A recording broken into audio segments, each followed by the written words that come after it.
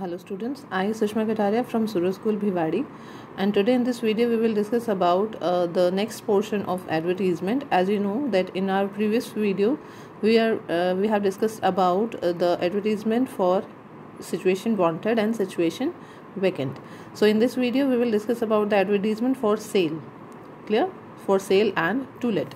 Okay, for sale, how will we write the advertisement for sale? Sale में क्या होता है, हम सेल में हम क्या बोलते हैं, कुछ कई बार हम व्हीकल को सेल करते हैं, कई बार हम अपने प्रॉपर्टीज़ को सेल करते हैं, कुछ एलिमेंट्स को सेल करते हैं. तो for that we have to write a advertisement. Okay, so यहाँ पे जो पोर्शन हम कर रहे हैं that is the portion of classified advertisement. Okay, सो how we will write, I'm just telling the common lines which you can use, and the blanks are there to fill the things which is there in the question paper. Okay, so if you wanted to sell a vehicle, it's a car, it can be a car or a bike or anything, or your scooty or scooter. So हम क्या लिखेंगे यहाँ पे, for sale that Honda City, Splendor bike, whatever the things you want to sell, you can write it here. For sale dash, you have to write the color, model, the 2008 model, 2009 model, 2011 model will be that, and color you have to write the color of this car. For example, for sale there is the for sale Splendor bike, red in color, 2018 model. Clear. अब यहाँ पे हमने full stop नहीं, आप कहीं भी notice करेंगे there will be no full stop in it, we just added it with the commas. Clear, because we have to write in a complete sentence. हम इसमें इज एम आर और फालतू की इन चीज़ों का हम यूज़ नहीं करते, बिकॉज हमें पूरी वर्ड्स को लिखना है within 50 words. So there is no need to use any kind of helping verb और something, we just write it in the commas. Okay, so I hope you understand the first line. For sale you have to write down the product name, whether it's a car or a bike. आप उसका नाम लिखेंगे, Splendor और Honda City car in grey color, model in 2018 model, in good condition, tries only dash kilometre. Tries only में आप लिखेंगे भाई कितने किलोमीटर वो चलिए. समटाइम्स द क्वेश्चन पेपर में वो एलिमेंट दिया होता है कि कितने किलोमीटर चलिए, अदरवाइज आप अपने यहाँ पे जैसे 20,000 या कुछ भी आप इसमें ऐसे मेंशन कर सकते हैं कि कितने किलोमीटर वो जो पर्टिकुलर व्हीकल है वो चला है.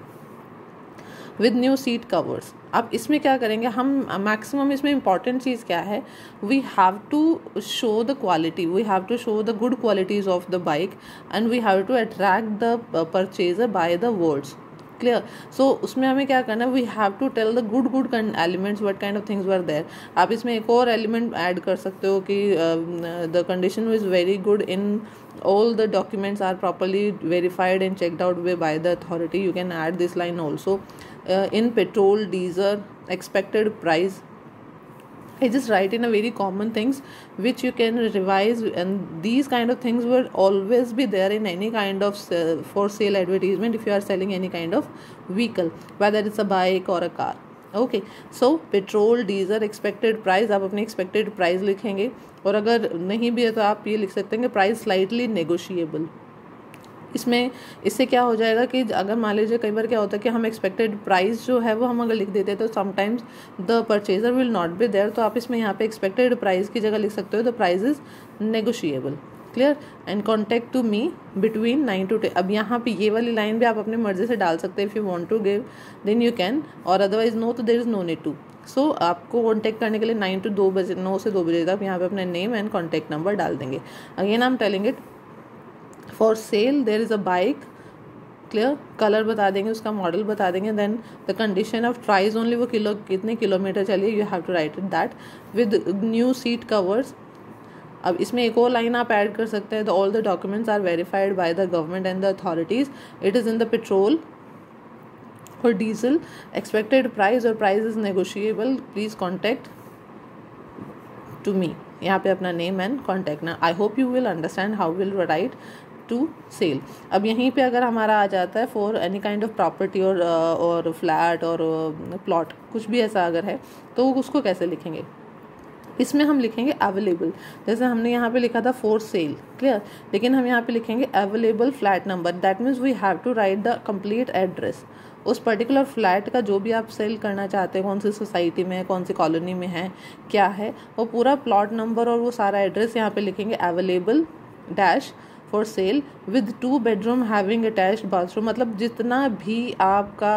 जितने भी आप इसमें गुड क्वालिटीज़ आप लिखना चाहें, या फिर आप जिस भी प्रॉपर्टी को सेल करना चाहते हैं, कई बार क्या होता है कि the things are given in the question paper, you have to just copy paste it, ठीक है। तो नेक्स्ट 2-3 लाइन्स में you just have to write the good elements about the flat.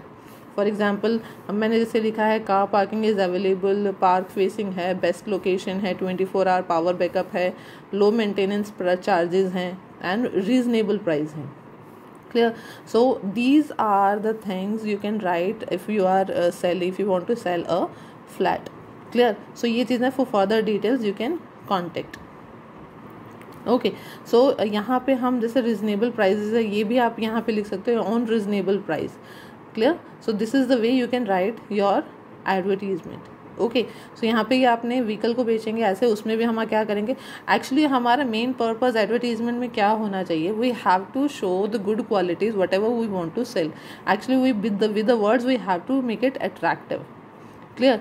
अब इसी को ही हम जब मैं थोड़ा सा और हम नेक्स्ट वीडियोस में करेंगे, अगर हम इसी को ही जनरल तरीके से अगर लिखेंगे देन हम इसको कैसे लिखेंगे, वो एक दूसरा अलग तरीका है, उसके जो वर्डिंग्स हैं वो थोड़े चेंज हो जाएंगे, बाकी rest of the things will be same, the starting lines will be slightly different, but ये हमारा जो पोर्शन है ये this is the classified which you can publish in a newspaper और a magazine. Clear? So this is the way you can write down the vehicle for sale. This is the way you can write down the the flat for sale.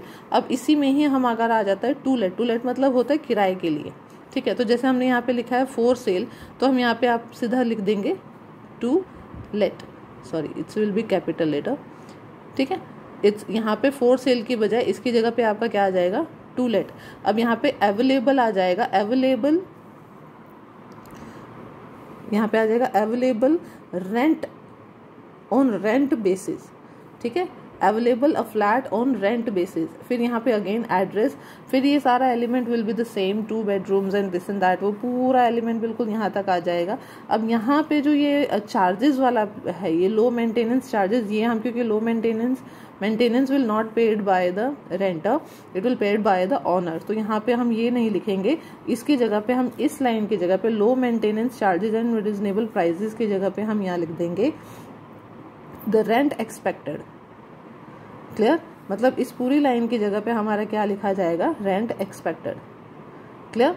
सो इस तरीके से आप क्या करेंगे, आप यहाँ पे टू लेट वाला भी अब यहाँ पे हो गया आपका। फॉर सेल में आपके एग्जामिनेशन में यूजुअली 2 ही तरह के आते हैं, फॉर सेल में व्हीकल की सेलिंग होती है या फिर प्रॉपर्टीज़ की सेलिंग होती है। क्लियर? और इसी तरह से टू लेट का यानी कि किराए के लिए आता है, तो भी इसी तरीके से आपका लिखा जाएगा, ठीक है।